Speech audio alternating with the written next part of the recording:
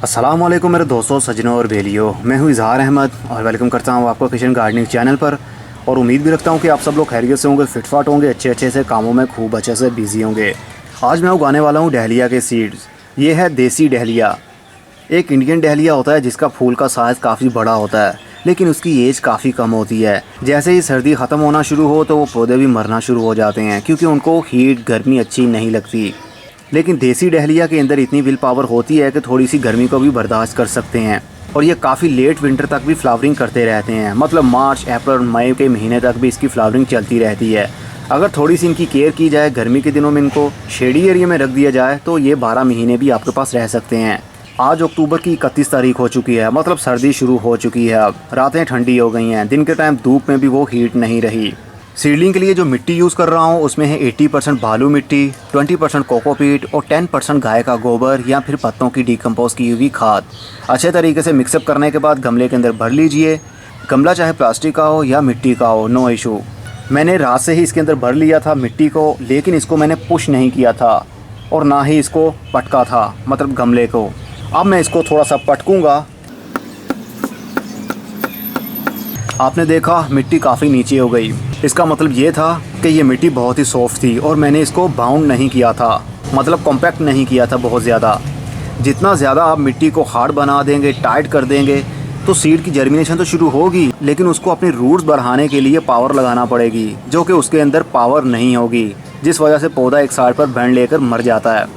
इसलिए मिट्टी जितना सॉफ्ट होगी उतना जल्दी ही रूट्स डेवलप होंगी। ये हैं देसी डहलिया के सीड्स। ये बिल्कुल ही हल्के से होते हैं, ऐसे लगता ही नहीं जिस तरह ये बीज हों। देखने पर इस तरह लगता है जिस तरह बनाना पील, मतलब केले के छिलके को ड्राई किया जाए तो ब्लैक होकर इस तरह का हो जाता है, कुछ इस तरह को देखने को लगते हैं, लेकिन ये बीज हैं। हम इनको मिट्टी के ऊपर रखेंगे, लेकिन थोड़ा सा डिस्टेंस रखना है हर सीड में।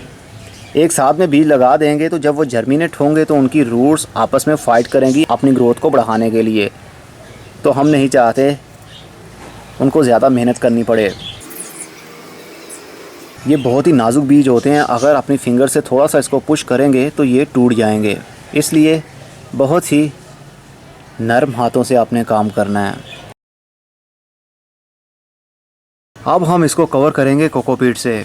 कोकोपीट की हल्की सी लेयर करनी है कि सीड ढक जाए, बहुत ज़्यादा मोटी थिक लेयर नहीं करनी, नहीं तो बीज अंदर ही गल जाएगा। अब टाइम है पानी देने का। अगर हम ऊपर से पानी देते हैं तो बहुत चांस होता है कि सीड अपनी जगह से हट जाए या फिर कोकोपीट अपनी जगह से हट सकती है। इसलिए हम वो तरीका यूज़ करेंगे जिससे सीड को कोई भी प्रॉब्लम ना हो, मतलब ट्रे वाला मेथड।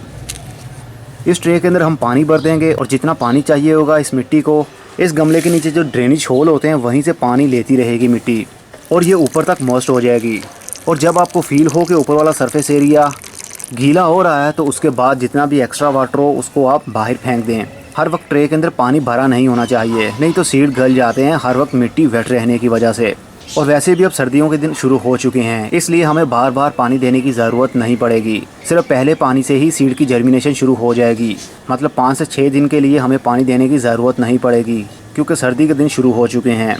और इस ट्रे को हम रखेंगे फुल धूप में, क्योंकि सर्दी के दिन आ गए हैं और इसको हीट भी चाहिए। सीड की जर्मिनेशन के लिए हीट की ज़रूरत होती है, इसलिए इसको हम धूप में रखेंगे। तो अब देखते हैं इसकी जर्मिनेशन कितने दिनों में शुरू होती है और ये कब ट्रांसप्लांटिंग के काबिल होंगे। 4 दिन बाद डहलिया की सीडलिंग शुरू हो चुकी है और इनके अंदर से स्प्राउटिंग निकल रही है। कोकोपीट की परत को हटाते हुए छोटे छोटे से पौधे अब बाहर निकलना शुरू हो गए हैं। कुछ दिनों में ये बहुत बड़े हो जाएंगे और जल्दी ही ये ट्रांसप्लांटिंग के काबिल भी हो जाएंगे। तो देखते हैं कब तक ये रेडी होते हैं। 9 दिन बाद डहलिया की सीडलिंग भी अच्छी चल रही है और पत्ते भी बाहर निकलना शुरू हो गए हैं, मतलब छिलके को, अपने कवर को वो हटाकर पत्ते बाहर निकल रहे हैं, जो कि देखने में बहुत ही अच्छा फील होता है। और कुछ पौधे अभी कोकोपीट के अंदर से निकल रहे हैं। बहुत जल्द ये बड़े हो जाएंगे और ये ट्रांसप्लांटिंग के काबिल भी हो जाएंगे। लेकिन आजकल धुंध भी पड़ रही है, धुंध इनके लिए ख़तरनाक हो सकती है। अगर कंटिन्यू इनके ऊपर धुंध पड़ती ही रहती है तो इनके पत्ते पीले पड़ने लगेंगे और उसके बाद में ये मुरझा जाएंगे। इसलिए इनको शेडी एरिया में रखें जहाँ पर थोड़ी सी हीट हो और लाइट भी हो, लेकिन धुंध ना पड़े। धुंध की वजह से पौधे ख़राब हो जाते हैं। तो अब देखते हैं कब तक ये और बड़े होते हैं। तो स्टे विद मी। 17 दिन बाद डहलिया के पौधे अब काफ़ी बड़े हो रहे हैं, लेकिन अभी ये ट्रांसप्लांटिंग के काबिल नहीं हुए। अभी भी 3 से 4 दिन वेट करना पड़ेगा। जब ये थोड़े से और बड़े हो जाएंगे उसके बाद हम इनको निकालेंगे और एक एक गमले के अंदर लगाते जाएंगे। 20 दिन बाद डहलिया के पौधे अब ट्रांसप्लांटिंग के काबिल हो चुके हैं। अब इनका राइट टाइम है कि इनको ट्रांसप्लांट कर दिया जाए। ट्रांसप्लांटिंग के लिए मैं 6 गमले यूज़ कर रहा हूँ प्लास्टिक के। उनके अंदर जो मिट्टी यूज़ कर रहा हूँ उसमें 50% मिट्टी, 50% कोकोपीट और 20% गाय का गोबर। अच्छे तरीके से तीनों चीज़ों को मिक्स करने के बाद गमलों के अंदर भर लीजिए। और बहुत ज़्यादा आपने पुश नहीं करना मिट्टी को, सिर्फ बारीक करके गमले के अंदर भरना है। अब हम इन प्लांट्स को बाहर निकालेंगे। अगर इनकी जड़ों को हवा भी लग जाती है तो कोई बात नहीं, ये पनीरी है और पनीरी को हवा भी लग जाए तो कोई घबराने वाली बात नहीं होती। अगर चाहें तो एकदम से ही रूट बॉल को बाहर निकाल सकते हैं। अगर चाहें तो किसी भी फ्लैट टूल से आप इस तरह पौधों को बाहर निकाल सकते हैं, क्योंकि जो मिट्टी मैंने यूज़ की थी वो बहुत ही सॉफ्ट थी। इनकी रूट्स आप देख सकते हैं किस तरह डेवलप हो रही हैं। अब हम एक एक पौधा निकालेंगे और हर गमले के अंदर मैं 2 पौधे शिफ्ट करूँगा, क्योंकि मेरे पास इतने गमले नहीं है और ना ही इतनी मिट्टी है और ना ही इतनी जगह है। इसलिए मैं हर गमले के अंदर 2-2 पौधे लगाऊंगा। वैसे एक गमले के अंदर एक पौधा ही होना चाहिए। मैं जो गमला यूज़ कर रहा हूँ ये है 6 इंच का पॉट, लेकिन डहलिया के लिए 8 इंच का पॉट हो तो बहुत ही ज़बरदस्त रिज़ल्ट मिलता है, मतलब उसको ज़्यादा फ्लावरिंग होती है। लेकिन मेरे पास इतने पॉट्स नहीं हैं और ना ही इतनी जगह है, इसलिए मैं छोटे गमलों के अंदर ही अपना शौक़ को पूरा करता हूँ। तो हम इसको अलग कर लेंगे। कुछ बीज अभी छोटे हैं, मतलब कुछ पौधे जो बाद में जर्मिनेट हुए वो अभी छोटे हैं, लेकिन ये भी ट्रांसप्लांटिंग के काबिल हैं। अब ये हमारे पास एक पौधा है, अगर इसकी रूट्स भी नंगी हो जाती हैं तो ये मरेगा नहीं, क्योंकि ये एक पनीरी है। शिफ्ट करने का बहुत ही आसान तरीका है।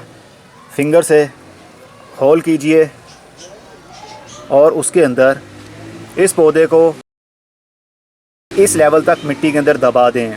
अगर हम ओनली इस लेवल तक मिट्टी के अंदर दबाएंगे तो जब पौधा थोड़ा सा बड़ा होगा तो ये वाली स्टेम ऊपर वाले पौधे का वेट बर्दाश्त नहीं कर पाएगी और ये एक साइड पर इस तरह झुक जाएगी। इसलिए हम इसको इस लेवल तक मिट्टी के अंदर लगाएंगे। इसी तरह और को लगा लेते हैं।